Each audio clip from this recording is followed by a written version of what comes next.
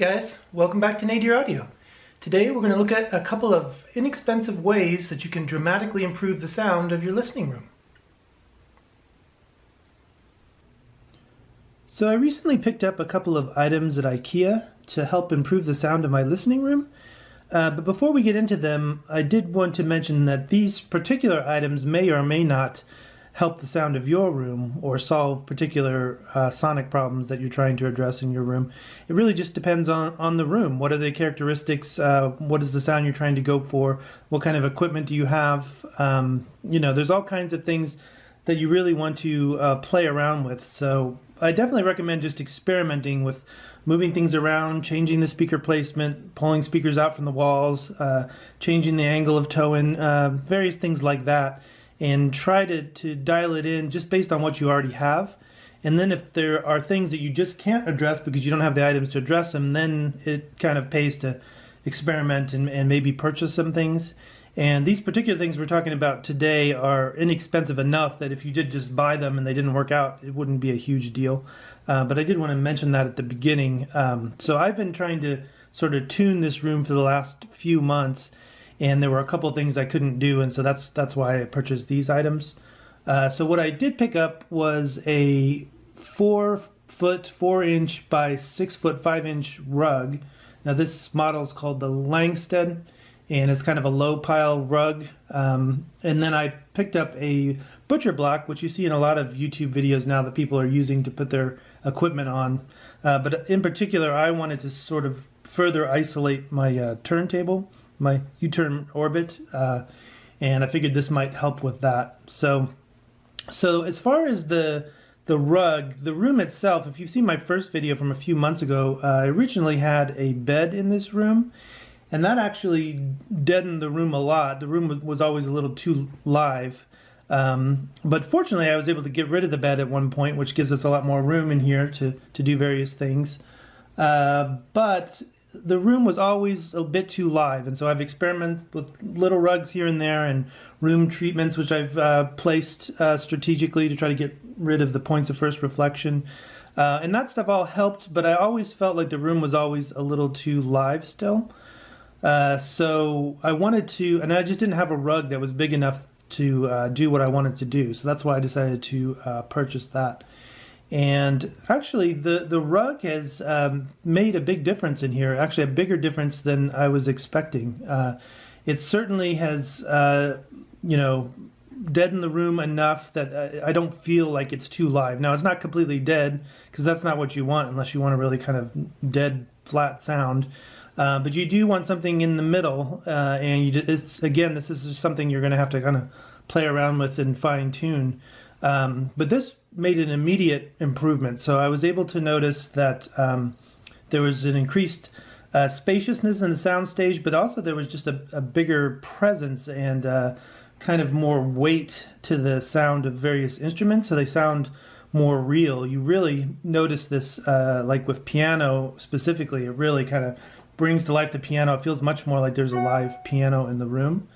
But I also feel like it's also adjusted other things. It's actually made a tonal difference. Everything's gotten a little bit warmer, but in a good way, without making things too muddy or getting rid of any of the sort of soundstage precision. So it's actually worked out really well. Another bonus about a rug is if you do put one in your room and you have some furry friends, you're more likely to have your dogs join you while you're listening, which is a kind of an extra bonus. But yeah, sound-wise, it's really made a big difference in here, and I've been pretty happy with it. Now, the butcher block, I was really just trying to isolate the turntable. I haven't really done a lot of A/B comparisons here. But I do think that it's certainly made an improvement just in terms of being able to use the turntable and everything feeling more solid. And it's also easier, the first thing you want to do when you sort of put something like this together is make sure that the turntable is level. And I feel like with this setup, with this extra layer in here, that it's more easy to shim and kind of get things perfectly aligned and level. So it is perfectly level now. At the moment, I'm just using some little furniture feet underneath the butcher block, but I am going to order some larger sort of acoustic vibration isolation pucks that we'll put in here, and maybe we'll talk about that in a future video. But yeah, I think that it certainly helped, and it looks great, and it was inexpensive. I don't know that it made as big a difference as the carpet, but maybe that's something we can talk more about in a future video. So yeah, I wanted to talk a little bit about the music that I've been listening to since I made these changes.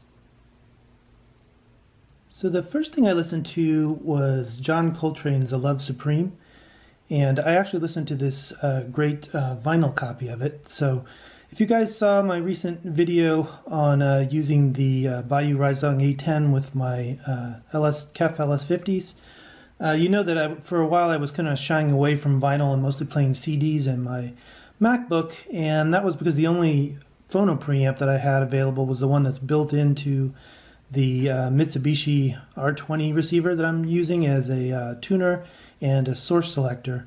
And I thought that that might not quite be up to snuff. Previously I had been using the Sprout, which has a really nice built-in phono preamp.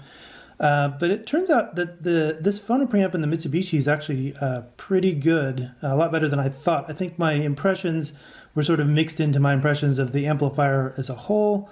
That receiver, which actually is pretty good for its time and place, but it has some of the shortcomings that some of the other receivers of that era do, with just a more limited sound stage and a little bit less resolving power. But actually, I think that the preamp is a lot better than the amp in that regard. And so I've been listening to vinyl again, which has been nice. But yeah, this sounded great, and I had mentioned in previous videos that on this particular record, sometimes I have a little trouble with the drums. Sometimes they sound a little toy-like or not life-size. And I feel like the rug has definitely helped with that as well. Definitely gave it some weight, and it feels more like the illusion of a real drummer being in the room has been greatly enhanced. So that's been great. I've also listened to a few other things on CD. So I listened to the album The Waking Hour by Dallas Carr, which was a collaboration between Peter Murphy of Bauhaus and Mick Karn from the band Japan. It's a very kind of obscure, weird album that I've always really liked. I like its quirkiness, and I think it's really interesting. Now that's an example of an album that was recorded, different parts like the drum machine and the bass and the vocals were all recorded separately. But I think they did a good job of making it sort of a seamless, organic recording. And yeah, the rug definitely helped, again, with adding that sort of size and weight to things. I think it helped with this recording as well. So if you never checked that out, you may want to check it out. It's probably something that not everybody's going to have a taste for, but I definitely recommend it. I also listened to Bjork's Post album. And again, the opening track of Army of Me, I feel like this kind of added that sort of weight that I've been looking for with the LS50s. I mean, actually, it's been doing great with the tube amp, surprisingly. If you haven't checked out my video on that, you definitely want to check it out. It's surprising that a 6-watt amp can do so well with these really inefficient KEF LS50s, but it does a great job already, but the rug has just helped a little bit more, and definitely was enjoying that. I listened to the album Heaven Up Here by Echo and the Bunnymen, which is one of my favorite albums from the 80s. Again, that's a big, spacious, kind of heavy-sounding recording. Not heavy in a rock way, but just big and atmospheric. And I feel like the rug helped out with that as well. And then lastly, I was listening to David Bowie's last album, Black Star. So, I was a big fan of David Bowie's stuff from the 70s and early 80s. But I lost interest a little bit in the 80s, and I wasn't really into any of the recordings I had checked out since then until Black Star came out. And I did find that very interesting.